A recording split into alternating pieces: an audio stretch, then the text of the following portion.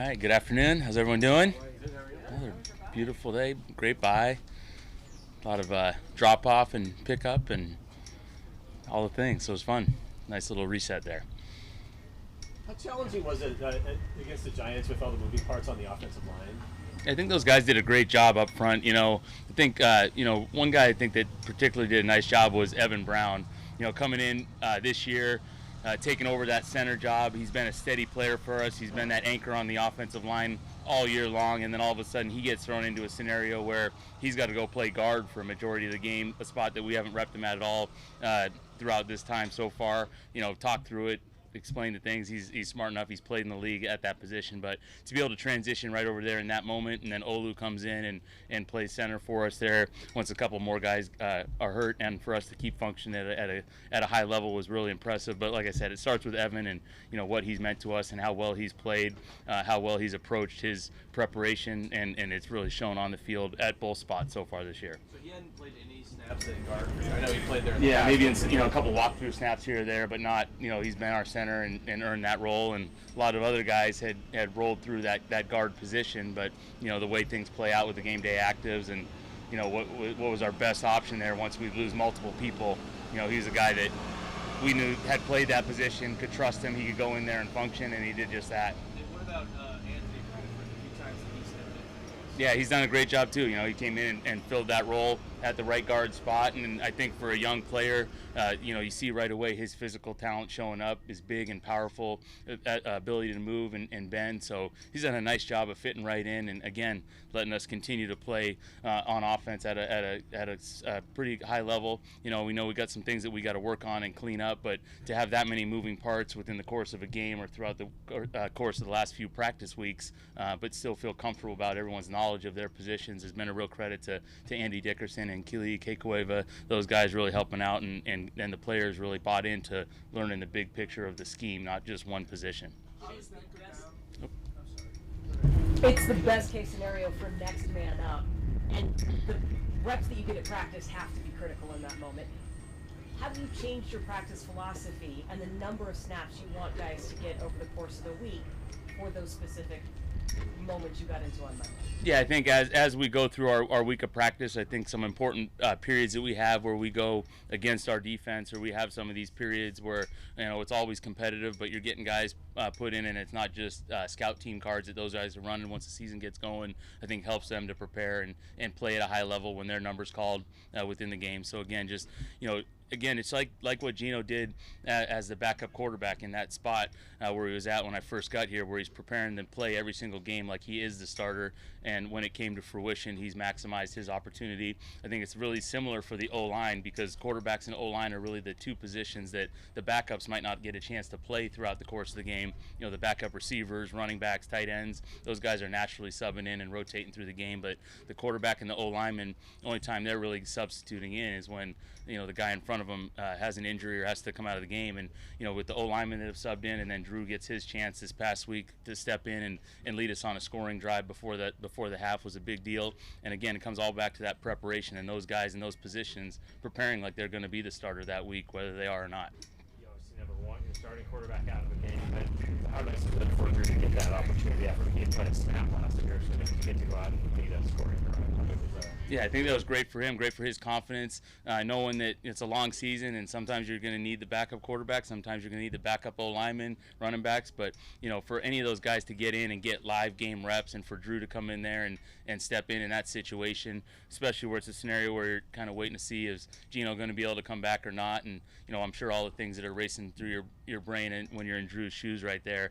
And then to come in and does a really nice job on the third down and finding Noah, and then Noah run after catch right there up the sideline really sparked us on offense and sparked our team, and able to cap it off with the touchdown run to Ken there. But it's great for Drew's confidence. Never want that to happen because of injury, but if stuff does happen, we're confident in his ability to come in there and step up for Gino. If it came to it, and you only had Drew and Gino on your active roster, who would be your emergency quarterback? If we didn't have, if you only had those two guys. Yeah, we'd have it designated with a different guy depending on who the actives are that week or not. DJ Dallas has been that guy, but you're always going to have the third guy.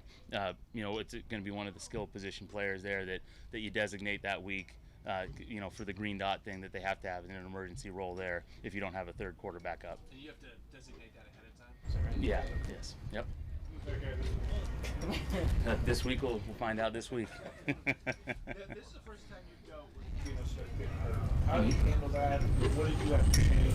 Play calling out that? Yeah, I think the first play right after that, try to get a screen going because you could tell we had to call a timeout, and he was in the moment, and I know emotions are running high right there, so really trying to get a grasp of what the significance of the injury was, and because Geno's so tough, he's not going to let anyone know anything's going on, and so just getting a feel for that, then getting him into the doctors and letting them check him out and verifying that he's okay, and then once he was verified that he was okay, felt good about him coming back in the game, then just talk to him and, hey, what do you like? Is there anything you don't feel good or comfortable with running right now?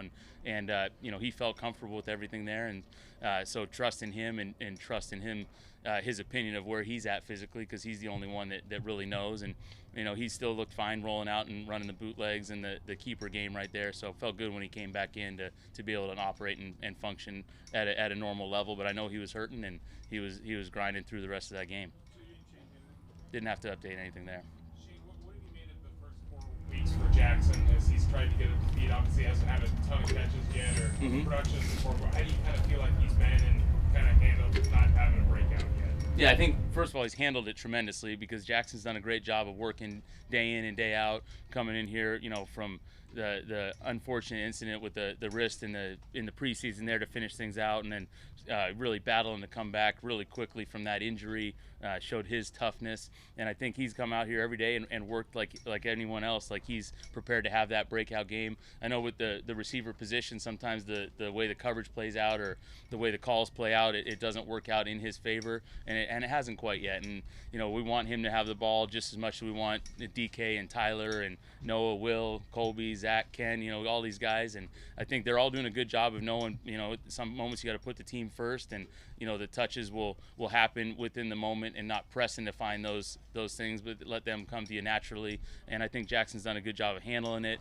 He's been under the big spotlight before. He's had success. He knows what it's like, and I'm just waiting for that moment that it works out the right way for him and not taking anything away from his preparation, and he's doing everything the right way. Have you talked to him about that, or is that something you already?